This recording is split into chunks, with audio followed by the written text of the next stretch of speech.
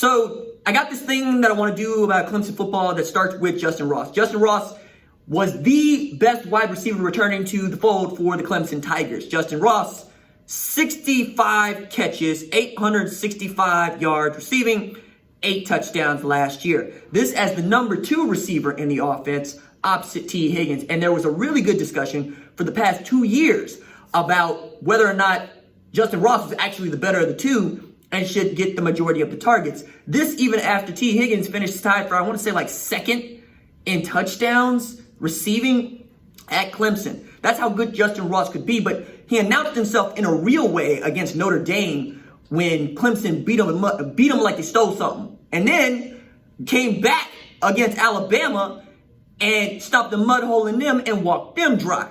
Had over 300 yards receiving in 2 games in the college football playoff semifinal. That is who Justyn Ross was, right? So news in the news conference that Dabo Swinney gave yesterday is that Justyn Ross will miss the 2020 season and his career in football is in jeopardy after he has what is a birth defect that was discovered in their early spring practices after he had what people thought was a stinger. So there's a fusion in his spine that is going to be operated on in Pittsburgh on Thursday. And then come January, the way that Swinney put it, Justyn will have a decision to make about returning to football, returning to Clemson, or trying to go ahead and get into the NFL draft. And this is a big year for him because it was his draft eligible year 1. And because Ross had first round written all around him, right? We're talking about CeeDee Lamb, Henry Ruggs kind of ability, which also gets me into that little bit where Henry Ruggs got hurt yesterday. According to his dad, that dude was trying to lift a trailer or something and hurt his thigh. We'll see if he misses the season for the Raiders. So Mayberry is already going, I got to go figure out what's going on with my man Ruggs. So that's 2 wide receivers. But for Clemson, that means that Joseph Nada is going to have to step up in a meaningful way, right? And Joseph Nada is going to be a sophomore this year. But when you look at their offense, it's all Trevor Lawrence, Travis Etienne, and then we'll see. The thing is, if you have to lean heavily on Travis Etienne, that does not make you a bad football team, right? That it just doesn't. If you got to lean heavily on Trevor Lawrence's ability to run zone read, that doesn't make you a bad football team either, because the defense is still the defense at Clemson. And all Brent Venables has done since leaving Oklahoma is put out top 10 defense after top 10 defense and watch his guys get drafted highly and often. Going all the way back to guys like Mackenzie Alexander and even up to this year with Isaiah Simmons, AJ Terrell, and on it goes. Seeing your entire defensive line drafted in 1 year and then coming back to finish as the runner-up in the national championship game, that's a win for any defensive coordinator. We're all waiting on what it might look like for Brent Venables to become a head coach at some point, and he doesn't seem in any hurry. Right now, it looks like Brent Venables could be the next Bud Foster. As long as he wants to be at Clemson, they're going to let him be at Clemson. Now, add to this that if you can't force the ball down the field, does that jam you up against better football teams, right? Because I think we're talking about the difference between running the table in the ACC and getting back to the playoff with a 2 or even 1 seed to perhaps dropping a game on your schedule to somebody that, right now we would all say is pretty decent, but not somebody who you should totally beat, right? So looking at Clemson's schedule, Louisville you should beat. Akron may not have a football team to field. Boston College you should definitely beat, right? But then Virginia, maybe Virginia gives you some trouble. Now, with Bryce Perkins being gone, probably not, right? Florida State, not going to give you trouble this year because Mike Norvell is first-year coach who hasn't been able to see his players physically for the past 4 months like anybody else. NC State, no. Syracuse, no. Even with Sterling Gilbert coming to call plays and that veer and shoot, that Kendall Briles is the only person who seems to be able to get going once again. And then at Notre Dame. Circle November 7th on the calendar because that's a game that Notre Dame has been looking forward to, and that's a game that Clemson will use to solidify its status if it is undefeated, because after that, you talk about Citadel, Wake Forest without store brand Cam Newton, and then, the state championship between them and the Gamecocks before the ACC title game.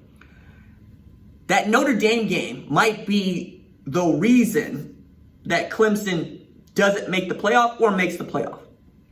Because as I see it, Ian Book and Notre Dame are primed for a season. It's just, can they get over the hump of beating teams that are actually good, like Georgia, like Clemson? And without Justyn Ross, it's on the table, right?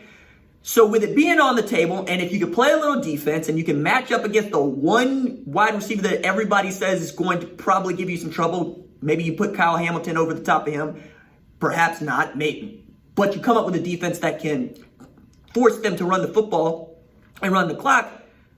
Then you're talking about, is there an opening at that 4th spot or that 3rd spot that is usually just penciled in for Clemson at this point?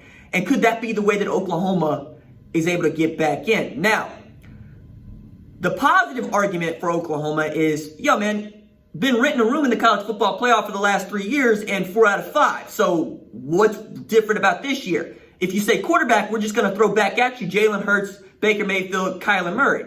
And then this kid, Spencer Rattler, might be more talented than both Jalen Hurts and Baker Mayfield. I'm not sure that anybody's more talented than Kyler Murray. I mean that people are still figuring out what a mutant that dude is. But if you want to talk about the defense, well, the defense looked better last year and could look better this year. You can talk about the wide receiving core with the loss of Jaden Hazelwood for the year, with the loss of Theo Howard probably for the year. But then we're going to throw back at you Marvin Mims, who is the national record holder for receiving yards in a season with over 2,600, and the Texas high school career record holder with over 5,000, right? So all of that is important and all of that is meaningful. But to round this out, Oklahoma could lose 2 games with its schedule and still get into the playoff if Clemson drops a game and if the Pac-12 still can't put out a worthy, recipient to play in the college football playoff like an Oregon or a USC or an Arizona State or even a Washington. So I think this makes the season even more interesting before it's even begun. And then you got to throw out all of your previews because they're all written now and they all got Justyn Ross in them. And now the preseason rankings are going to take a little bit of a hit for Clemson, which I find to be very, very interesting, right? So keep that in mind as we go forward.